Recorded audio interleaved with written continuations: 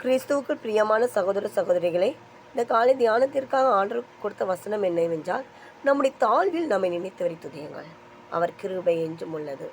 பிரியமானவர்களே, நம்முடைய தாழ்வில் நம்மை நினைத்திருக்கிற ஒரு தேவன் இருக்கிறார். நம் உயர்ந்த இடத்தில் இருக்கும் பொழுது நம்மை நினைவு கூறுகிறதற்கு, நம் மண்டையில் வருகிறதற்கு அநேகர் உண்டு. அநேகர் நம்மை தேடி வருவார்கள், அநேகர் நம்மை நேசிப்பார்கள். ஆனால் நம் தாழ்மையான நிலையில் இருக்கும் பொழுது நம்ம நினைத்தவர் ஒரே ஒருத்தர் தான், அதான் இயேசு கிறிஸ்து.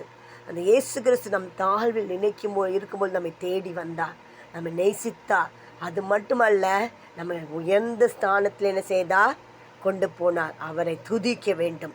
ஒவ்வொரு நாளும் நம்ம அவரை என்ன செய்ய வேண்டும், துதிக்க வேண்டும். அவருடைய கிருபை என்ன எப்படி உள்ளது, என்றும் உள்ளது.